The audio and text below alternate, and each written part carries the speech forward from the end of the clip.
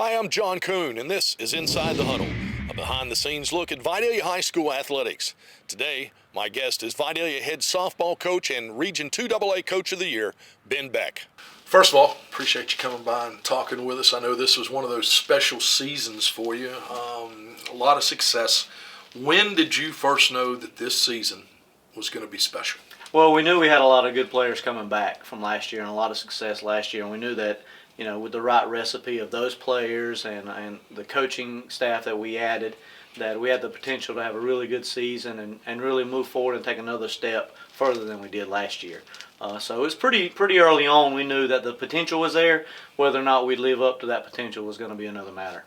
Tell people who may not know the process of getting to the championship round, let alone winning a championship, and the difficulty that takes to get there. Yeah, well, it starts in June with all the workouts we do in the summer, and then coming up through the season, you got to work your way through a really tough region schedule with Jeff Davis and Bacon County and some other teams in the region that are really tough and test you. We kind of try to build on that to go play tougher teams in Atlanta and in other areas to try to be prepared for any adversity that might come when you get to Columbus and to get through those state championship rounds. And when we got there, we knew we were going to be tested. The girls were really good about facing adversity, and they handled it really well. But yeah, it's a definite test, especially in that format when you get to Columbus. It's everything's really fast and furious. You don't have a lot of time to sit back and try to work on things or really kind of change a whole lot. When you show up to Columbus, you kind of are who you are. And, they did a really good job at handling the adversity as it happened and really, kind of shifting gears, accepting the role when we got into the loser's bracket and then fighting back through. Playing all the games that you play during the summer, and you play a ton of games during the summer. Okay. Does that help you think, when you get to that situation that we've been in the past and we were this year, getting in that loser's bracket and be able to fight back? I like to think so. There's not a lot of teams that play as many games as we do in the summer. We can play upward of 30 games during the summer sometimes, just in June and July. And I think that's helped us in the past, and especially this year, in that you see a lot of different teams, a lot of different quality teams, and there's a lot of situations that pop up in those games with the amount that we play, so that you can see different situations, how different kids handle those situations, and you're just able to throw a lot of different things at them. And so when things do happen on a larger scale, you're not surprised by it, and the girls really know how to react to all those, any adversity that might show up or any kind of rough situations. Or sometimes they know how to handle things when they're going well too, and how to kind of keep the foot on the gas pedal and really kind of go after everybody and make sure you finish the drill. How do you get all these personalities? And let's face it, you've got a whole bunch of personalities, and you've got special players too. You've got a squad who has an elite level, and how do you mesh all that together to be able to produce one when you walk out on the field? Well, I think if I had figured that out completely, I could write a book and make a lot of money on it and go around talking at clinics. But, part of it is just the history of the program, and girls, when they show up, they're bought in. They're bought into just kind of what it means to be a Vidalia Indian and play Vidalia Indian softball. They know that we expect things on a high level, and that's a tribute to Coach Thompson and Coach Reed before him, and just the bar that was set as far as the program goes. So coming in just with the tradition we've had, that helps. And then when we get here, like you said, you're talking about 26 different girls, 26 different personalities, 26 different backgrounds. Some of them you got to yell at, some of them you got to hug. It's a tough recipe to figure out. The summer again helps that, when you get to see who needs what and who requires what.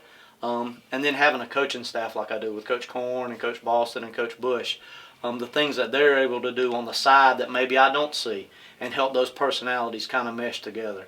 But again, the more you're around, it's kind of a double-edged sword. The more you're around each other, the more it helps. But also it leads to a little more confrontation sometimes when you're around each other a whole lot. It's kind of like a family, and when you're around somebody a lot, you're going to nitpick little things, or you're going to get tired of little intricacies that some players have. And we have that just like any team. But I think we all share a common goal, and that's from the elite players that we have down to the freshmen.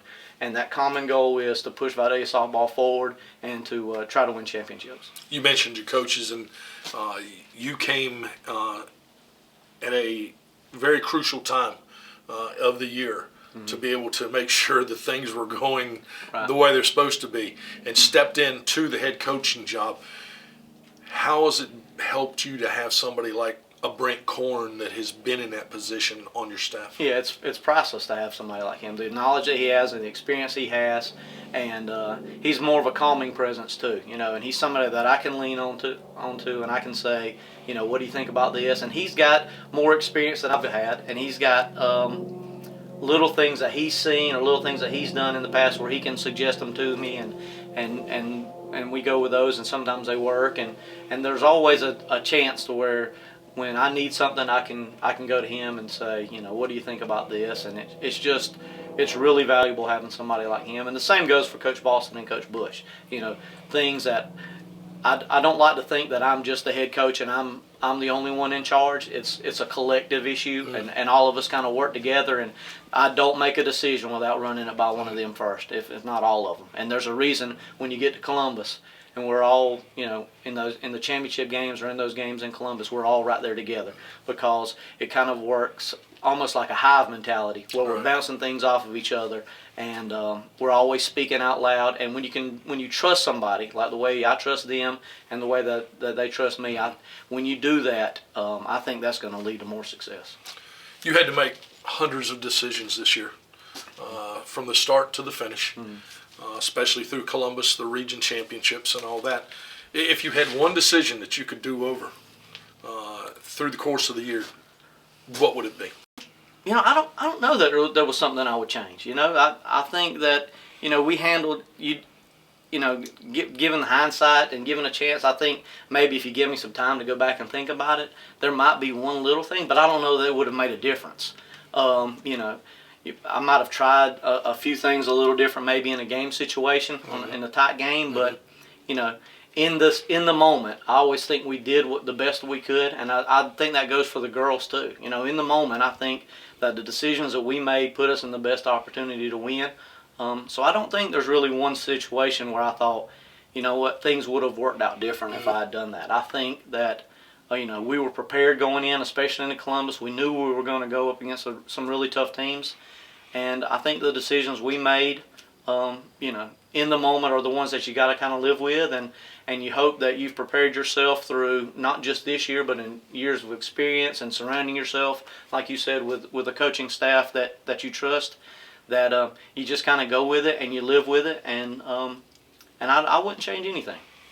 There's probably going to be a mom or a dad who has a younger softball player, middle school, elementary school, whatever it may be. What would you tell them that they need to do if they want to be on that elite side, like a Bailey Holland or like a Tori Wright, or like a Madison Starr? What would you tell them, and what kind of advice would you give them? I think the number one, if you look at Bailey, you look at Tori or Madison or any of those girls that are really successful in our program, those elite players that we have, I think the common denominator with all of them is the work that they put in. The work they put in and the love for the game. Talent's one of those things that you can be born with, and some people, use that talent to move on, and some people waste that talent. But work ethic is something that you really is just kind of priceless when it comes to building a player. And if you've got a young player and they're willing to put in the work and they love it, I think that's what takes somebody from being a good player to fully reaching their potential and being elite like some of those players we have. I think anybody that's ridden by Vidalia High School in the last couple of years, if you've come by our field, you've seen those players out there working hard. And it's that work that they put in, the work that when the coaches aren't around or even when their parents are around, the work that they put in with each other and the work that they put in alone when nobody's watching, that's what it takes to be an elite player, and that's what really keeps our program elite. Put you on the spot. Give me your thoughts about travel ball. Just to me and a lot of people outside the circle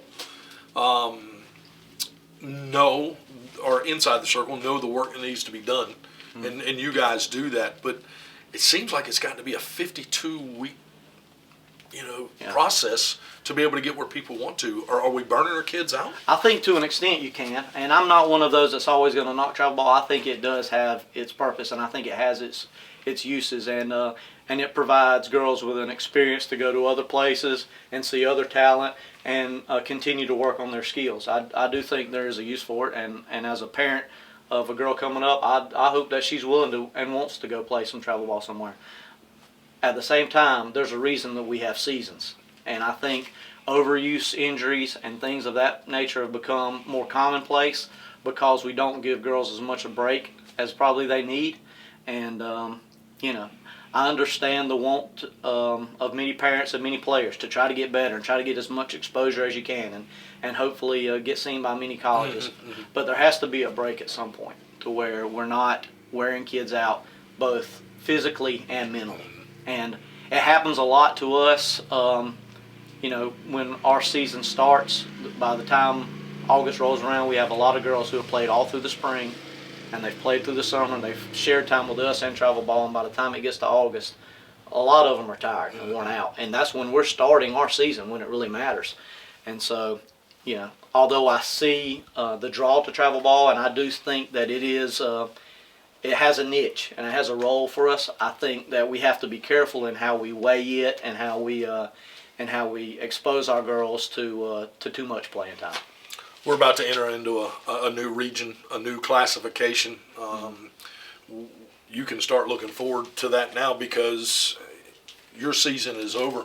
Have you given a lot of thought to where we're going and what we're going to do and how we're going to handle that, moving from AA to AAA and into a region who has been known for powerhouse softball? Yeah, absolutely. In fact, I've already been in touch with all the coaches from the other region. We've already talked, and we got to set up a meeting about when we're going to meet and decide how we're going to approach the region schedule and things like that. And I'm excited about it. I know that in a perfect world we would have stayed in AA, where I think most of us think we truly belong. But I'm excited about the challenge to go to AAA and face some new opponents. And really push ourselves. We'll be in there with Appleton County, who's the state champion this year in AAA, and Pierce County is as good as it gets as far as South Georgia softball goes. And there'll be Long County will be then in there, and some other teams, and we're excited about that challenge, and we hope that that it'll raise us to another level and hopefully make us better. There you go. We're going to finish up with a little bit of rapid fire, kind of like David Faraday does. Okay, yeah, I got his show. So you ready to go? I think so. All right. What's your all-time favorite sports movie? My all-time is Bull Durham.